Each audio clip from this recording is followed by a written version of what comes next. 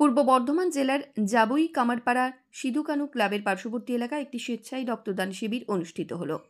রবিবার এই শিবিরটি অনুষ্ঠিত হয় ডিওয়াইএফআই এর উদ্যোগে। সংগৃহীত রক্ত তুলে দেওয়া হয় রশ্মি ব্লাড ব্যাংকের হাতে। জানা যায়, এদিনে প্রায় 50 জন রক্তদাতা স্বেচ্ছায় রক্তদান করেন।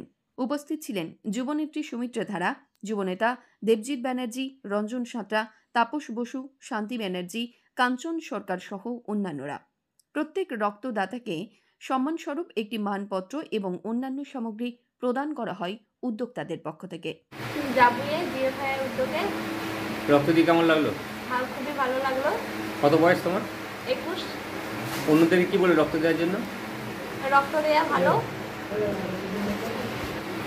অন্যজনকে দেওয়ার জন্য বলবো রক্ত দেওয়া ভালো। রক্ত দিতে জাবই সিধু কানু ক্লাবে ডিআইএফের উদ্যোগে রক্ত দিলাম এবং কেমন লাগলো রক্ত দিয়ে? রক্ত দিয়ে খুব ভালো লাগলো এবং রক্ত দেওয়া উচিত। রক্ত দিলে শরীর সুস্থ থাকে। আমি সবাইকে রক্ত দেওয়ার জন্য বলছি এবং রক্ত দেওয়া প্রয়োজন। হ্যাঁ, আপনার নাম? আমার নাম রঞ্জন সাঁতরা। জাবই কামারপাড়া সিধু কানু ক্লাবে রক্তদান শিবির হচ্ছে কাদের উদ্যোগে? ডিআইএফআই উদ্যোগে। কতজন রক্ত দিচ্ছেন? এখনো পর্যন্ত আমাদের মোটামুটি 35 জন রক্ত দিয়েছে। কারা কারা উপস্থিত আছেন এখানে? এখানে উপস্থিত আছেন মেমারদুই আঞ্চলিক কমিটির সম্পাদক কমরেড তাপস বসু, আর এরিয়া কমিটির মেম্বাররা অনেকে উপস্থিত আছেন, যেমন শান্তি ব্যানার্জি, সুদেব ঘোষ, কাঞ্চন সরকার।